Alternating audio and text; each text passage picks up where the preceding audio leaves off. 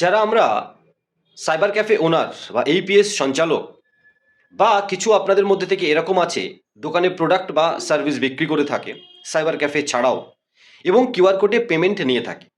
অবশ্যই merchant QR code হতে হবে।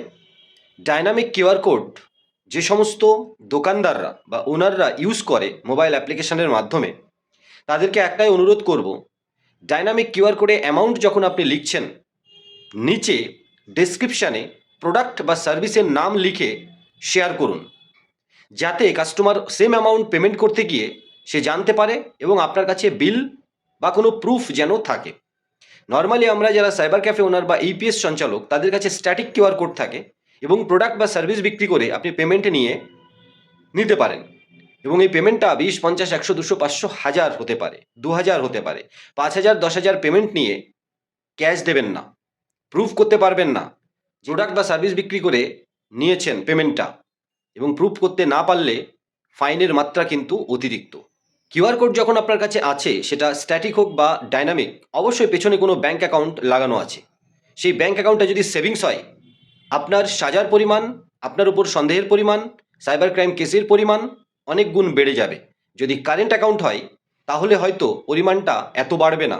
কারেন্ট অ্যাকাউন্ট করাই হয় ব্যবসার জন্য। সেখানে আমরা অনেক আগে বলেছি, আবারও বলছি, বলতে থাকবো, আপনাদের যারা ব্যবসা করছেন, আমরা সবাই ব্যবসা করছি, কোনো একটা সাইবার ক্রাইমের লিঙ্কেজ হিসাবে আপনার অ্যাকাউন্ট বা আমার অ্যাকাউন্ট জুড়ে গেল, জেনে বা না জেনে, আর আমার ব্যাঙ্ক অ্যাকাউন্টটা টোটাল ফ্রিজ করে দেবে, হোল্ড করে দেবে, এটা কখনোই মেনে নেওয়া যায় না।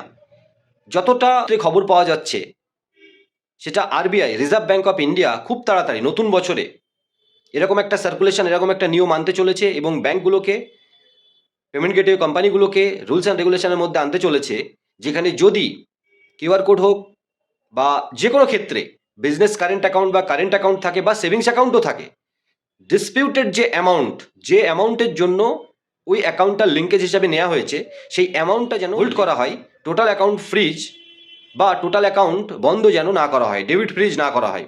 এই নিয়ম কিন্তু আরবিআই খুব তাড়াতাড়ি আনতে চলেছে।